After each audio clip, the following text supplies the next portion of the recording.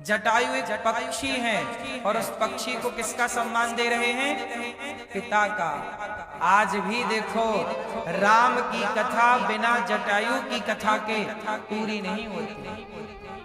जहां राम का नाम होगा वहां जटायु जी का नाम भी होगा। भगवान अपने भक्तों को अपने से ऐसे जोड़ लेते हैं कि उन भक्तों के बिना भगवान ही अधूरे अधूरे लगते हैं। भगवान भी भक्तों से ही तो पूरे होते हैं। यदि भक्त ना हो तो भगवान पूरे कैसे हो? जटायु ना हो, शबरी ना हो तो राम की कथा पूरी कैसे हो? जटायु की कथा ना हो, शबरी की कथा ना हो, केवट की कथा ना हो तो राम की कथा पूरी हो सकती है? राम की कथा इन भक्तों की कथा से पूरी होती है। भक्तों की कथा होगी, भगवान की कथा अपने आप हो जाएगी। इसलिए माधवदास जी की लंगोटी भगवान साफ कर रहे हैं। ऐसे भगवान कहाँ होंगे? ऐसे भगवान को भी आप छोड़कर संसार में मन लगाएं, इससे बड़ा दुर्भाग्य क्या हो? इसलिए कहता हूं मेरी माँ कि संसार से संबंध रखो, पर गहरा संबंध संसार से नहीं, गहरा संबंध भगवान से। संसार से बाहरी व्यवहार अच्छा है, आंतरिक बात, आंतरिक वार्ता भगवान ही अपने हैं।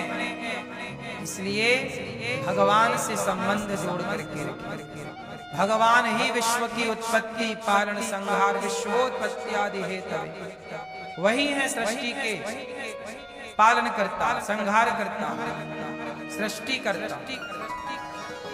हमारा दुख संसार में दूर कोई कर सकता है तो केवल भगवान। तो हमने आपको यही निवेदन किया कि हर परिस्थिति में जो कृपा माने वो कौन है?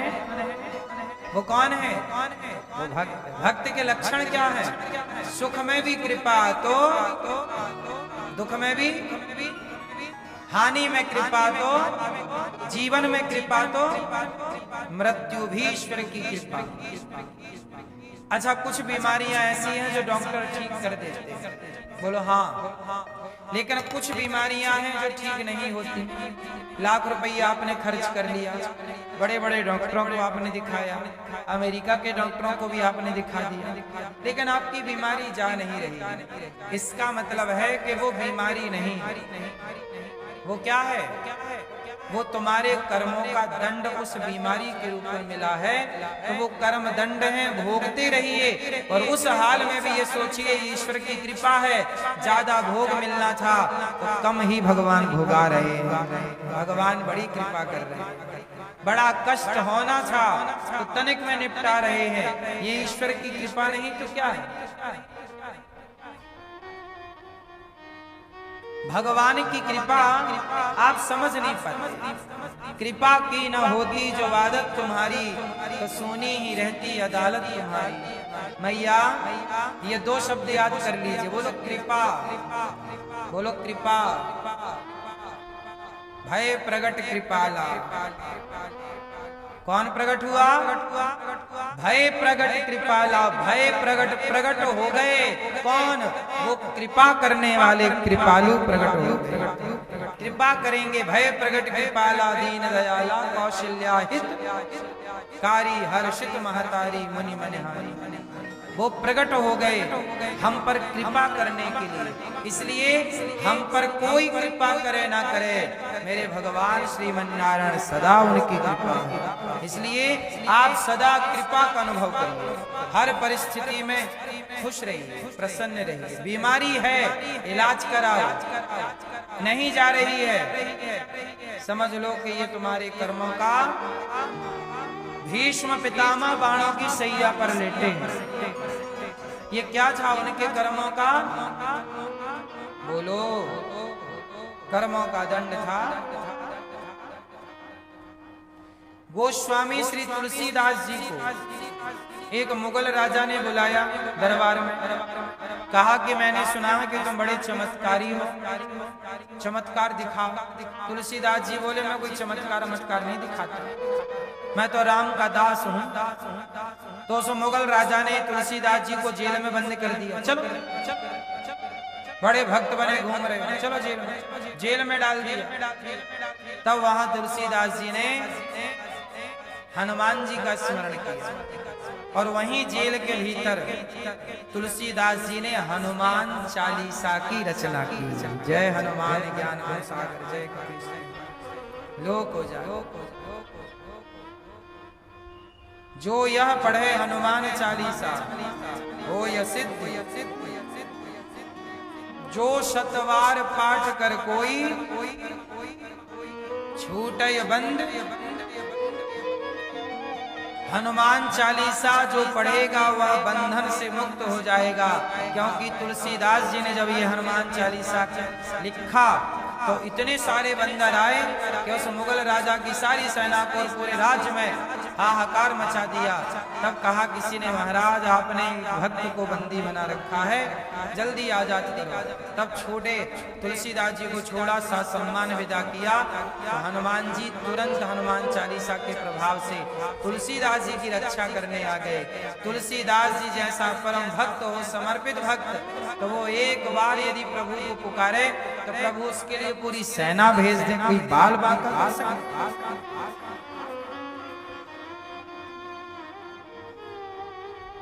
भरोसा तो हो। ऐसे भगवान जो सारे दुखों को दूर करते हैं, श्री कृष्णाय वयं नमः, राधा सहित ऐसे कृष्ण को हम नमस्कार करते हैं। यम प्रव्रजन्तमनुपेतमपेत कृत्यं द्वैपायनो विरह कातरया जुहाव। पुत्रेति तन्मयतया तर्वो विनेदुस् तं सर्वभूत हृदयं मुनिमानतोऽस्मि।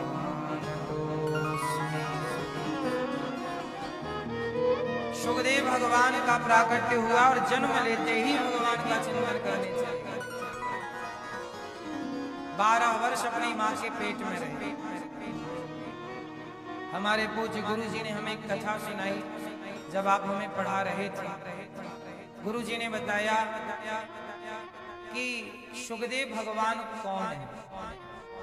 गुरु जी ने हमें एक कथा सुनाई कि एक तोता था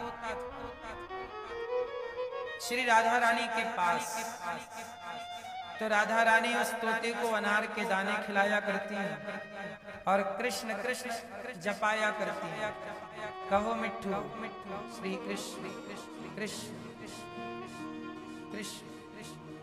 वो तोता कृष्ण कृष्ण बोलता पढ़ता। एक दिन क्या हुआ कि वो तोता पक्षी था, पक्षी स्वभाव था, हुर्र से उड़ गया। मौका मिला उड़ने का, पिंजरा खुला रह गया या कुछ उड़ गया। उड़ता उड़ता कहाँ पहुंचा? नंद भवन में। नंद बाबा के यहाँ, जहाँ भगवान कृष्ण अपने सखाओं के संग खेल रहे थे, तो वहां तोता बैठा और वो पढ़ा क्या था? कृष्ण। तो कृष्ण कृष्ण बोला तो कन्हैया के सखाओं ने कहा ये तो प्रभु आपको पुकार रहा। तो जाके बच्चों ने तोते को पकड़ लिया और पकड़ के पिंजरे में डाल दिया। अब वो तोता बड़ा प्यारा कृष्ण कृष्ण बोले, सब लोग बड़ा सुख पा रहे हैं कि ये कृष्ण कृष्ण जप रहा है।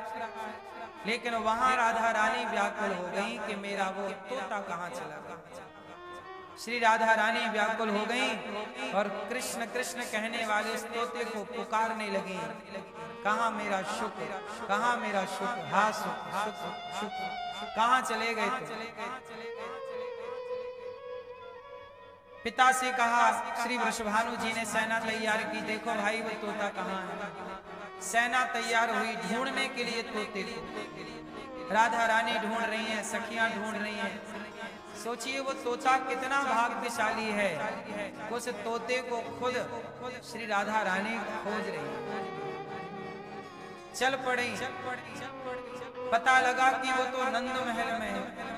वृषभानु जी गए, लोग गए, राधा रानी भी पहुंची। कहा ये तोता हमारा है। कन्हैया बोले, कन्हैया के मित्र बोले नहीं नहीं ये तो हमारा, ये तो हमने पकड़ा है। राधा रानी बोली हमारा। कन्हैया के मित्रों ने कहा हमारा। अब कौन निर्णय करे कि ये तोता किसका है? तब कहा